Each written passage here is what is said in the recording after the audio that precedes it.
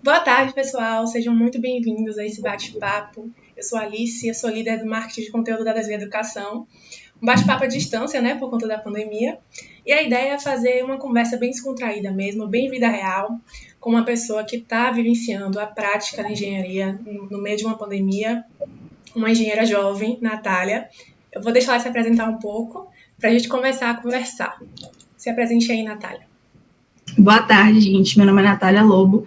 Eu tenho 24 anos, sou engenheira civil recém-formada pela Universidade Federal da Bahia. Me formei no final do ano passado, em agosto, e hoje eu trabalho com engenharia de produção de obras, certo? E a gente vai conversar mais um pouquinho sobre isso. Show, Natália. Então, conta pra gente, como foi que você foi parar na engenharia civil? Como você escolheu esse curso? Como aconteceu isso? Eu queria ter uma história interessante para contar sobre isso, mas eu nunca tive na minha cabeça muito claro o que é que eu queria ser. Eu nunca tive... Minhas aspirações mudaram muito no colégio, então eu já pensei em ser tudo que você imagina. E nunca tive uma vocação muito pré-estabelecida, não. Então, eu cometi o que eu acredito que a maioria dos jovens de 17 anos cometem, esse erro, que eu acho que foi um erro, mas não um erro de todo ruim, certo? Eu fui pela afinidade de matéria de terceiro ano, então eu gostava de matemática, física e química.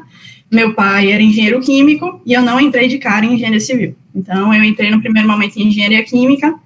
Quando eu comecei a viver a prática do curso e comecei a ter um pouco de contato com a profissão, eu percebi que não era o que eu queria e fui para a minha segunda opção. Comecei a considerar o que era a minha segunda opção na época, que era arquitetura. Então, minha mãe tem um escritório de arquitetura, eu comecei a estagiar com ela, até para entender o que era que eu queria. Fiquei completamente desnorteada, crise existencial, ai meu Deus, o que é que eu quero da minha vida? E aí, estagiando com ela, eu percebi que, na verdade, eu me interessava muito mais pelo que o engenheiro fazia do que pelo que o arquiteto fazia. E aí, simplesmente me joguei, fiz transferência interna pela própria universidade para engenharia civil, e logo nos primeiros semestres, eu entrei na empresa Júnior, que, inclusive, eu recomendo muito, eu acho que foi o que abriu muitas portas para mim em engenharia civil, e o que fez eu me encantar pela engenharia. Então, eu entrei na empresa Júnior, tive um contato muito forte com a prática, tive um contato com projetos, tive contato com obras, porque a faculdade, por si só, nos primeiros semestres, ela é bem desestimulante. Então, eu acho que quanto mais cedo você tem contato com a prática, maiores são as chances de você realmente seguir naquele caminho. Então, a partir daí, adquiri muitas oportunidades, já até de estágio mesmo, por conta da empresa Júnior.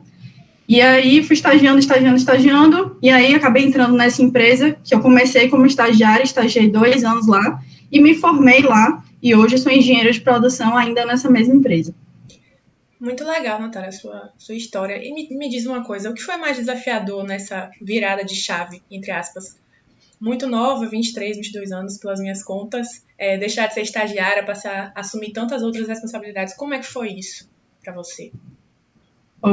A virada de chave por si só, eu acho que as pessoas, elas romantizam um pouco isso até, elas acreditam que no momento que você recebe o diploma, você tem ali uma injeção de conhecimento e do dia para a noite você vira engenheiro.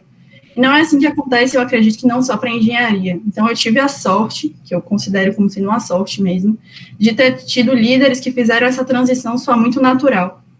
Então, ao longo do processo de estágio, eu fui realmente me formando como engenheira. Então, nesse primeiro ano, eu era muito verde, eu não tinha experiência de obra, mas desde aquele momento eu já sabia que era o que eu queria, eu me imaginava fazendo aquilo.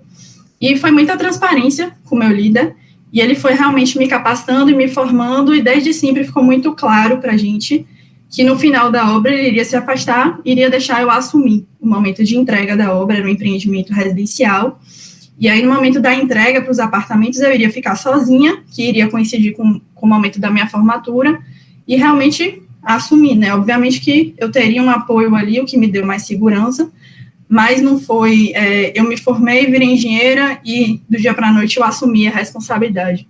Então, foi um processo muito mais natural e eu acredito que eu consegui por isso. Eu acho que se fosse de outra forma, eu não teria a confiança necessária, porque, querendo ou não, é muita responsabilidade. E a todo momento eu senti que eu tinha com quem dividir essa responsabilidade, que não estava tudo sobre as minhas costas. E foi muito natural. Então, eu fui, à medida que os meses eram passando, eu fui recebendo mais responsabilidade, eu fui assumindo mais tarefas, e quando eu vi, eu já estava liderando ali a equipe, e E é isso, não foi simplesmente eu me formei, recebi diploma, pronto, agora assuma aí que é seu. Não. Com certeza. Mas se você pudesse... Responsabilidade. Se você pudesse eleger o maior desafio, assim, a maior dificuldade nesse momento, qual você acha que foi? Eu acho que duas coisas. O primeiro é a questão interna, né? De você... Isso realmente acontece, pelo menos aconteceu comigo, e ficou muito evidente no dia da minha formatura que a chave caiu. Eu falei, eu não sou engenheira. Tipo, eu tinha um diploma na mão, eu tinha um CREA, mas eu não me sentia engenheira, eu me sentia ainda estagiária. E aí eu lembro de conversar isso com o meu líder, ele falou, olha, Natália, isso é perfeitamente normal. E eu acredito que as pessoas, elas só deixam de ser estagiárias 5 anos depois de formadas, porque é uma atividade muito complexa, mas a maior dificuldade não é técnica. Então, a dificuldade de gestão mesmo, minha maior dificuldade enquanto engenheira foi gestão de equipe, você conseguir não colocar a mão em nada, você não colocar a mão em nada e conseguir fazer com que as outras pessoas façam por você. Então, esse foi um desafio muito grande. Eu comecei a abraçar uma equipe muito grande, eu comecei a liderar muitas pessoas, e minha dificuldade era essa, era de gestão mesmo. E, enfim, eu não me perdi. Não, mas já deu para entender. Então, falando um pouquinho de desafios, é fato que uma parcela considerável dos profissionais de engenharia civil é homem, né? Você teve que ultrapassar alguma barreira, você tem que ultrapassar alguma barreira, passar por algum desafio, sendo engenheira, sendo mulher. Fala um pouquinho sobre isso. Na faculdade, eu senti bem misturado. Então, na faculdade, eu não senti esse baque, não. Metade da turma era mulher, metade da turma era homem. Mas é inquestionável dizer que o mercado ele é machista. O mercado de engenharia, não só de engenharia civil, é muito machista. E não é escancarado, não. Pelo menos não na empresa que eu trabalho e nas outras que eu trabalhei, não era nada escancarado. Mas você vivendo em uma sociedade machista, você percebe que constantemente você precisa estar se provando mais do que talvez um homem que estivesse naquela mesma condição que você. Então, o fato de você se formar novo e ter que gerenciar, estar numa posição de liderança de pessoas que trabalham há muito mais tempo naquilo ali e que acham que tem muito mais experiência que você, naturalmente já é um desafio. E eu senti em diversos momentos que eu estava precisando me provar e que eu precisava convencer tecnicamente alguém por eu ser mulher. Então, eu consigo lembrar de pelo menos aqui uns 10 momentos que isso aconteceu, não só com o pessoal do campo, não só com os operários da construção, mas também com cargos mais altos, né, de pessoas que teoricamente teriam um nível de instrução maior e que me colocaram em situações bem saia justa, né, digamos assim. E você vê isso como uma realidade, quer dizer, não foi só você que viveu, você vê isso com as profissionais de engenharia, isso é nítido, não é? Ou é só o senso comum? É nítido, é nítido. Eu acho que eu dei muita sorte por estar em uma empresa muito bem consolidada, muito bem estruturada e que não dá muita oportunidade para esse tipo de situação, não. Mas em alguns momentos eu já me peguei nesse tipo de situação e, inclusive, ocasionando até em demissão de funcionário, enfim, situações bem chatas, mas não é só de, vivemos numa sociedade machista, então você passa por isso, não. Eu acho que engenharia civil, principalmente no Brasil, é um mercado muito arcaico. A gente tem muito que evoluir em diversos âmbitos, e esse é um deles. E eu acredito que se eu fosse homem, em alguns momentos, eu não estaria passando por algumas situações que eu passei, constrangedoras, não diretamente uma ofensa verbalizada, direta, mas de você perceber que as pessoas estavam duvidando de você porque você é mulher. Com certeza, com certeza.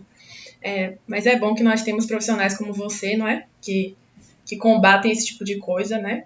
É uma luta diária, realmente, das engenheiras. Mas, enfim, muito, muito bom escutar isso, apesar de ruim, né? Que a gente ainda tem que passar por isso no mercado de trabalho. Mas vamos falar um pouquinho sobre pandemia agora, então. O que tem sido diferente? Você está trabalhando na obra ainda? Como foi quando tudo explodiu? O que aconteceu? Você continuou trabalhando? O que tem sido diferente? Quais têm sido os maiores desafios por conta do coronavírus? Fala um pouquinho sobre isso, Natália.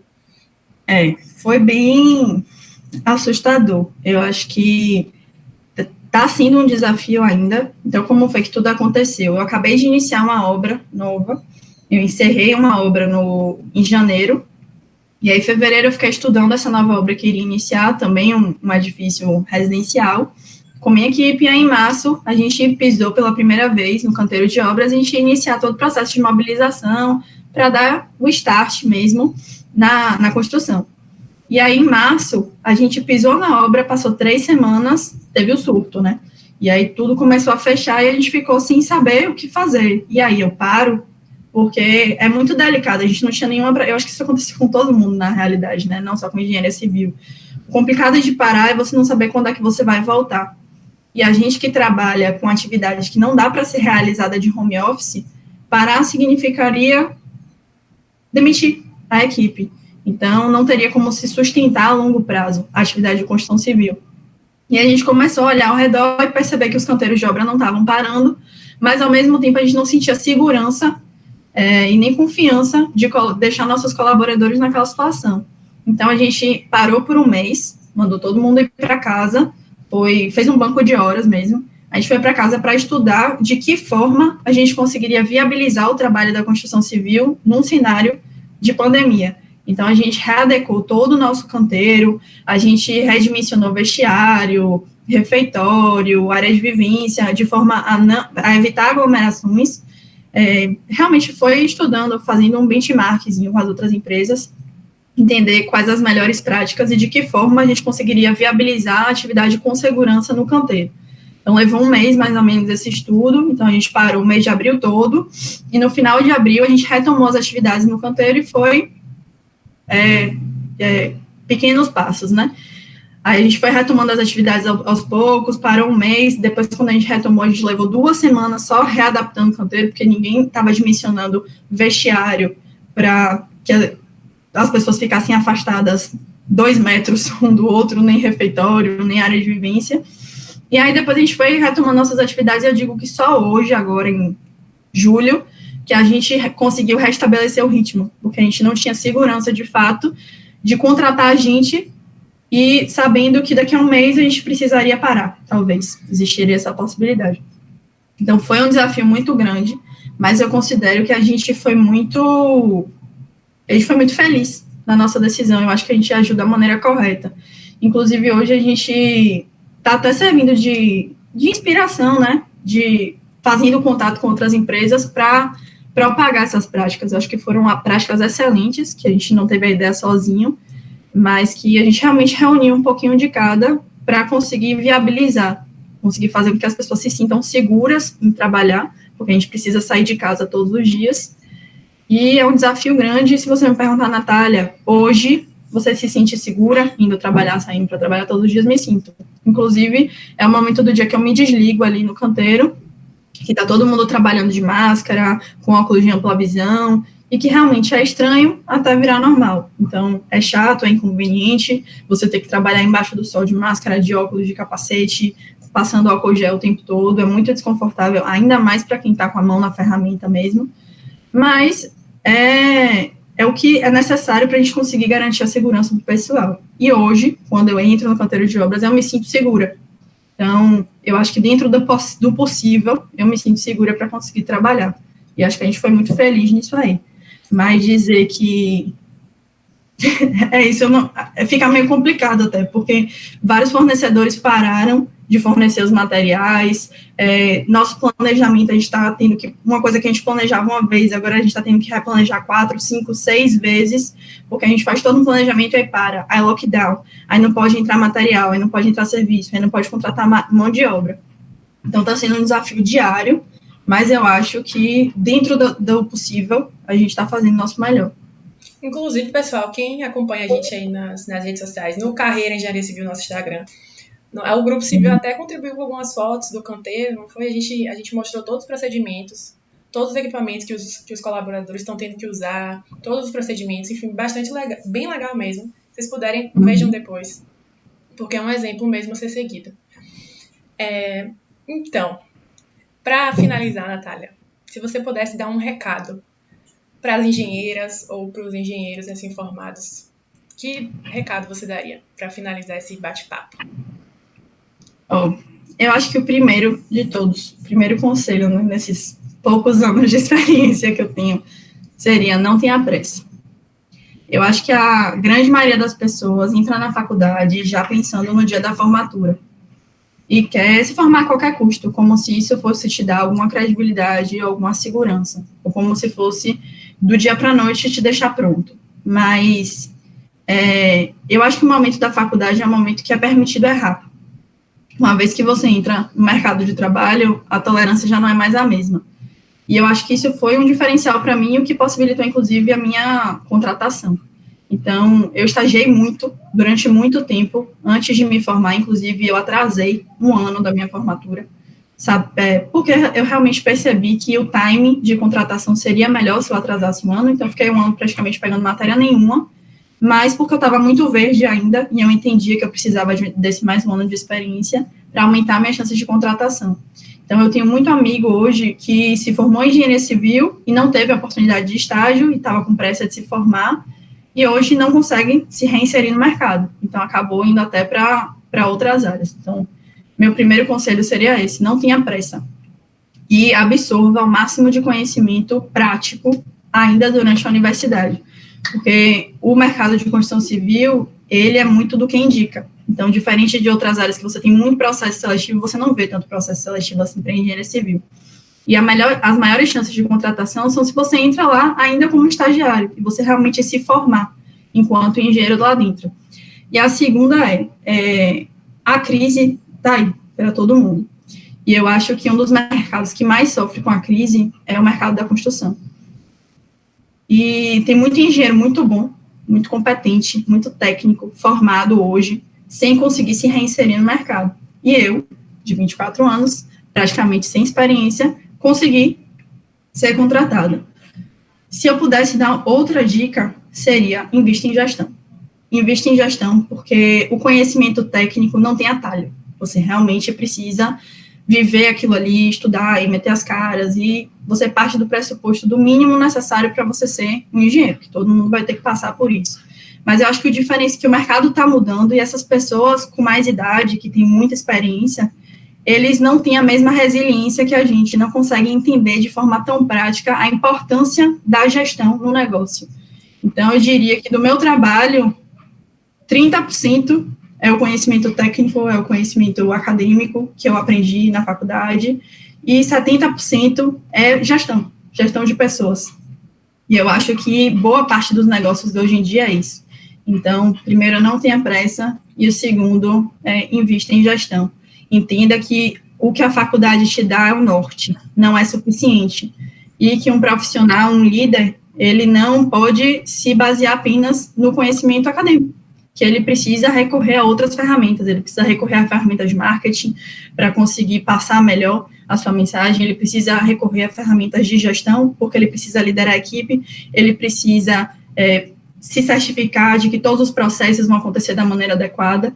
Então, antes a gente fazia a obra em 5 anos, e a pessoa tinha tempo para pensar e estudar todas as etapas da obra. Hoje, o que se fazia em 5 anos, a gente faz em 2.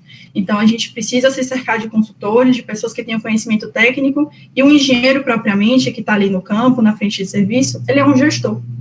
Então, eu acho que a faculdade lá não deixa isso muito claro. A grande maioria, não acho que é um problema daqui da Bahia, mas invista, estude a parte, saia um pouquinho da caixa, e nós não somos técnicos. Engenheiro, não, diferente do que todo mundo pensa, não é um cargo técnico, é um cargo de gestão, certo? E seria isso, basicamente, né? Não tenha pressa e invista em gestão. Natália, eu quero te agradecer muito por ter aceitado o nosso convite. Muito legal conversar com uma pessoa que está passando por isso, uma mulher jovem, uma profissional competente, compartilhando com a gente sua história, suas experiências. Quero agradecer muito, foi muito legal. Eu espero que ajude muitos profissionais recém-formados ou formados há mais tempo. Eu tenho certeza que vai ajudar. Muito obrigada, tá? Espero que tenha sido legal para você também. Obrigada a vocês pelo convite, adorei também. Viu? E qualquer coisa que precisar, já sabe meu número já. Natália, do Grupo Civil. Obrigada, Natália. Boa tarde, boa noite, bom dia, gente.